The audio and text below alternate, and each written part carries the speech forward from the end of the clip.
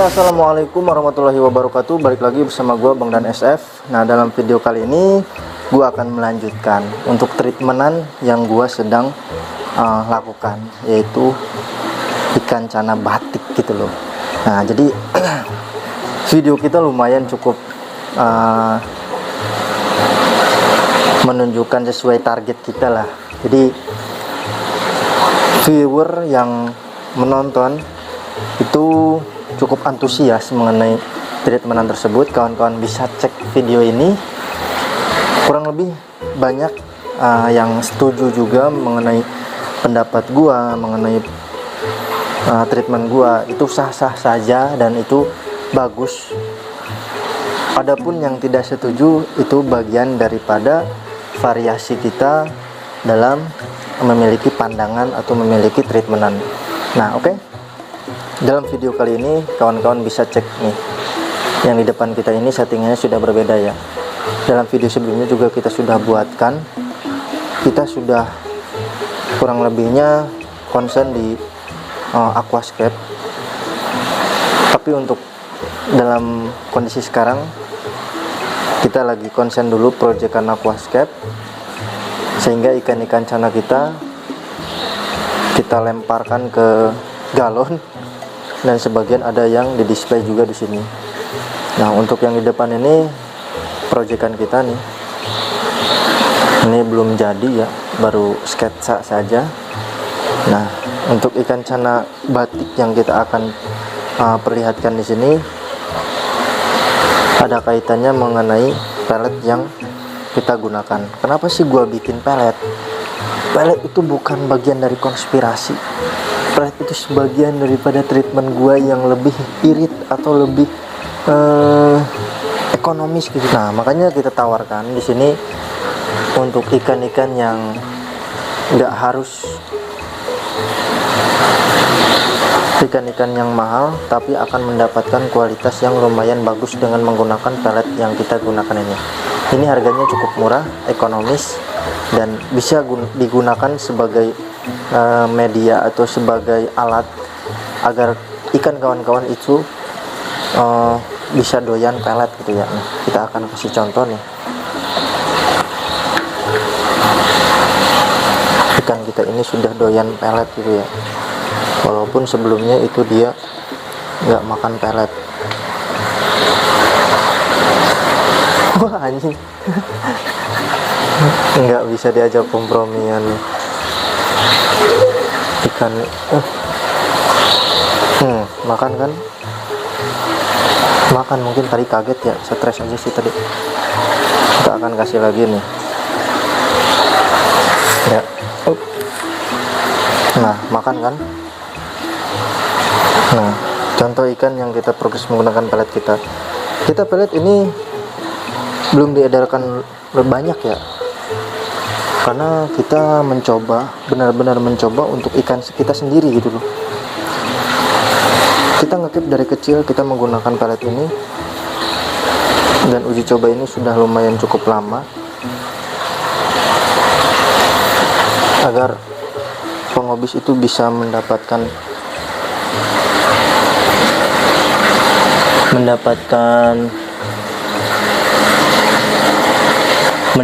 pelet yang harganya ekonomis gitu ya, dengan kualitas yang bisa bersaing dengan pelet-pelet yang sudah memiliki nama gitu ya, istilahnya gitu. Nah, di sini kita sedang mentreatment menggunakan treatmentan batik, yaitu background putih sama air semi-semi ketapang kayak gini nih.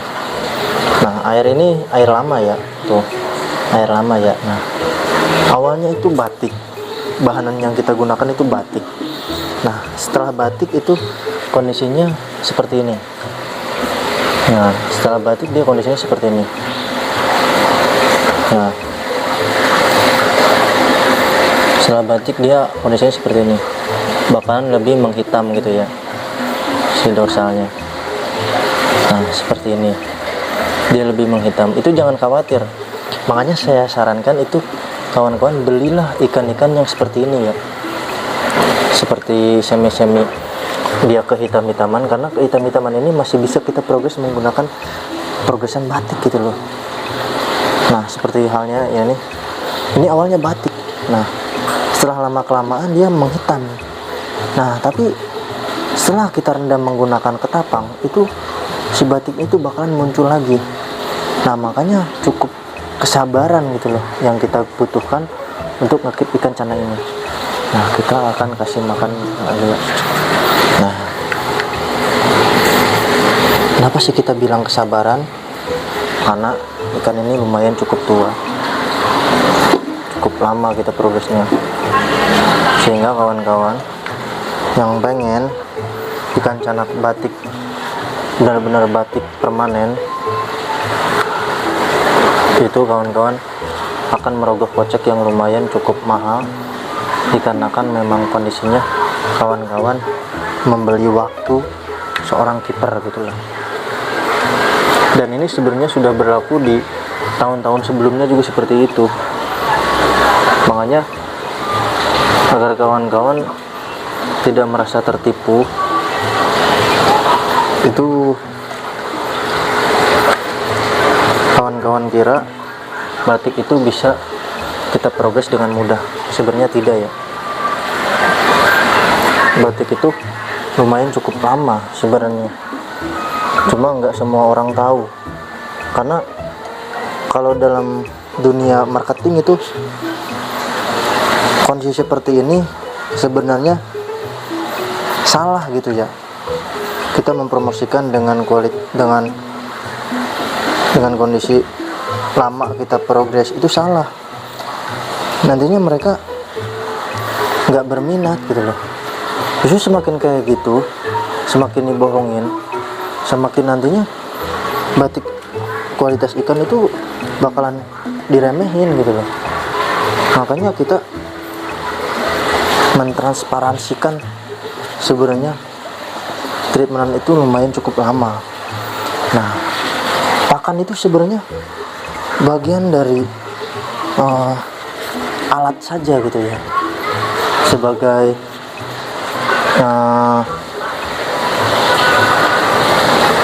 sebagai media agar insting ikan itu bisa cepat mengeluarkan mutasiannya.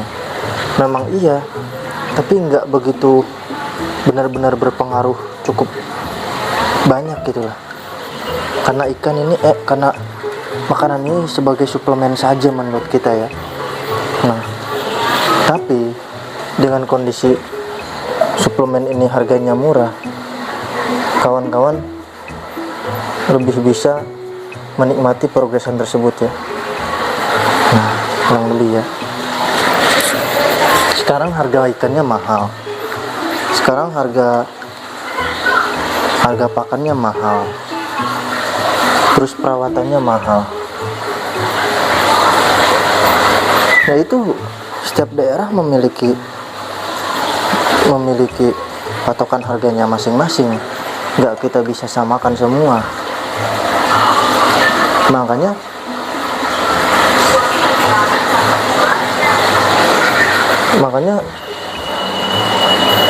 untuk orang-orang yang berada di pedesaan, untuk orang-orang yang memang kondisinya dia sulit mendapatkan makanan ikan ini, terus ditunjang dengan kondisinya dia juga sulit mendapatkan ikannya.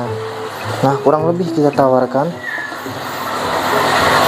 media pakan ini agar kawan-kawan yang di pedalaman juga bisa merasakan pelet ini dengan harga murah gitu ya. Nah, kurang lebih ya. Dan ini kita gunakan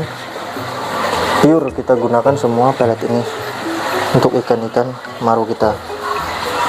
Alhamdulillah kondisinya mereka sehat. Yang penting sehat saja ya ikannya ya.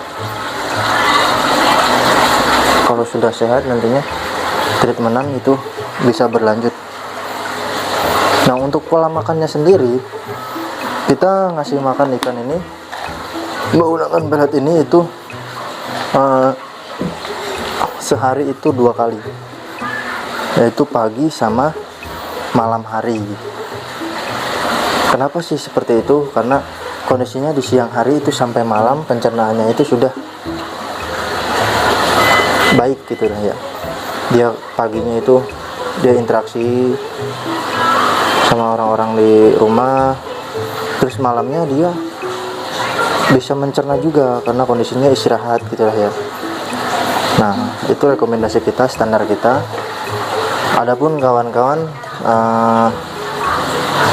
ngasihnya sehari cuma 1 kali juga bisa, agar instingnya dia, predatornya bisa tetap muncul gitu loh. Nah, ini juga nggak mempengaruhi.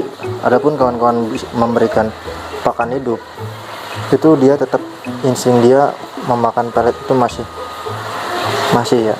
Nah, ini hasil jadinya nih, hasil jadi batik itu. Nah, kurang lebih ya. Nah, ini juga termasuk yang hampir jadi nantinya batik yang kita harapkan tuh, sudah mulai kan ke area bawah tuh. Nah, di sini juga yang gede juga sama tuh. Ini background putih ya, kita menggunakan background putih, terus menggunakan semi tipis-tipis ketapang gitu.